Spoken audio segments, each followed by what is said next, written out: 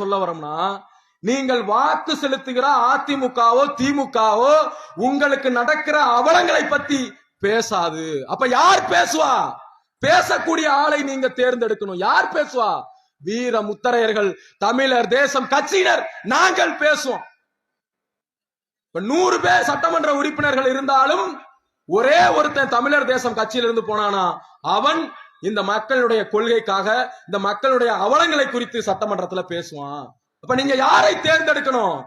உங்கள் வழி அறிந்த, உங்கள் வழியை உணர்ந்த உங்கள் சகோதரர்களை தேர்ந்தெடுக்க வேண்டும். அதுக்காக தான் கூட்டம்.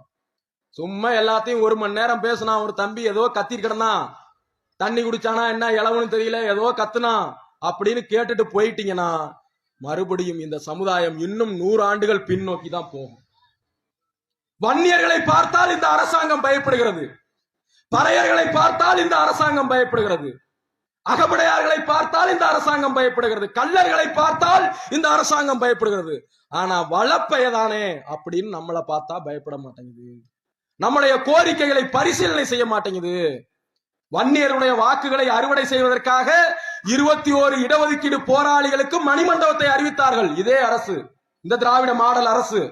ஜாதி இல்லைன்னு சொல்லுவான், ஆனா வன்னியருடைய வாக்குகளை அறுவடை செய்வதற்காக அவர்கள் சமூகத்தை சார்ந்த இடஒதுக்கீட்டு போராளிகளுக்கு மணிமண்டபம், பறையருடைய வாக்குகளை அறுவடை செய்வதற்காக அயோத்திதாச பண்டிதருக்கு மணிமண்டபம், தேவேந்திர குல வேளாளருடைய வாக்குகளை அறுவடை செய்வதற்காக ஈக பெருஞ்சுடர் ஐயா இமானுவேல் சேகரனுக்கு மணிமண்டபம், அருந்தருடைய வாக்குகளை அறுவடை செய்வதற்காக மாவீரன் பொல்லானுக்கு சிலை, அகமுடையாருடைய வாக்குகளை அறுவடை செய்வதற்காக மருது சகோதரர்களுக்கு சிலை, கள்ளர்களுடைய வாக்குகளை அறுவடை செய்வதற்காக இல்லாத வரலாறு, போலி வரலாறு, வாளுக்கு வேலிக்கு சிலை, கற்பனை கதாபாத்திரம் வாளுக்கு வேலிக்கு ஒரு சிலை, அதுக்கு அரசு விழா.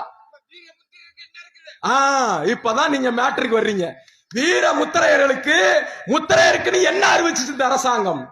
இவர்களை எல்லாத்தையும் பார்த்து பயப்படுகிற வன்னியர்களை பார்த்து, அகமுடையார்களை பார்த்து, கள்ளர்களை பார்த்து, அருந்ததியர்களை பார்த்து, தேவேந்திர குல வேளாளர்களை பார்த்து பயப்படுகிற அரசாங்கம் உன்னையும் என்னையும் பார்த்து பயப்பட மாட்டேங்குதுன்னா காரணம் இந்த சமூகம் எல்லாம் அரசியலாக திரண்டிருக்கிறது. வன்னியர்கள் பாட்டாளி மக்கள் கட்சி என்ற ஒற்றை தலைமையில அரசியலாக திரண்டிருக்கிறார்கள். பறையர்கள் விடுதலை சிறுத்தைகள் கட்சி என்ற ஒற்றை அமைப்பாக திரண்டிருக்கிறார்கள். எல்லாத்தையும் சொல்லலாம். தேவேந்திர குல வேளாளர்கள் புதிய தமிழகம், தமிழக மக்கள் முன்னேற்ற கழகம் என்ற அமைப்பாக திரண்டிருக்கிறார்கள். கொங்கு வேளாள கவுண்டர்கள், கொங்கு நாடு மக்கள் தேசிய கட்சி, கொங்கு இளைஞர் பேரவை என்ற அமைப்பாக திரண்டிருக்கிறார்கள். ஆனா நீங்களும் நானும் என்ன பண்ணுவோம்? 88 சங்கம். எத்தனை சங்கம்?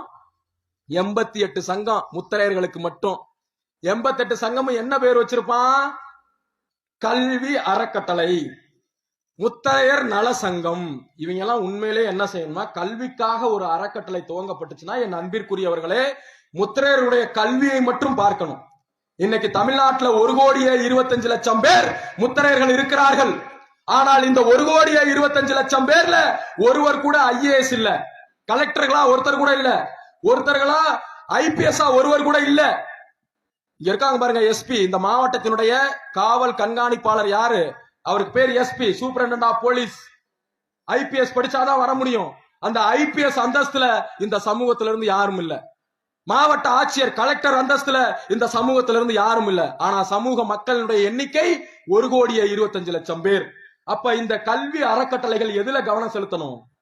இந்த மக்களை படிக்க வைப்பதுல கவனம் செலுத்தணும். அவன் என்ன பண்ணுவான்? நாம அரசியல் படுத்துறோம் பாருங்க. இப்ப தேர்தல் காலம் இல்ல, 9 மணி ஆக போகுது. உங்களை பார்த்தாலும் எனக்கு பாவமா இருக்கு, எனக்கும் ரொம்ப பாவமா இருக்கு. ஆனா என்ன பேசிக்கிட்டு இருக்கோம்?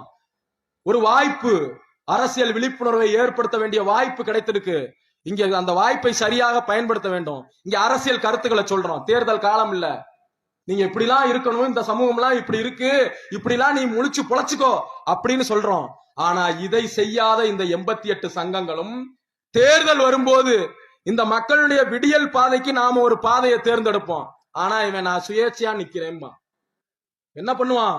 கல்விக்காக அறக்கட்டளையை தொடங்கியவர்கள் கல்வி பணியிலே கவனத்தை செலுத்தாமல் அரசியல் பணியிலே கவனத்தை செலுத்துவார்கள். நீ வந்தது எதுக்கு?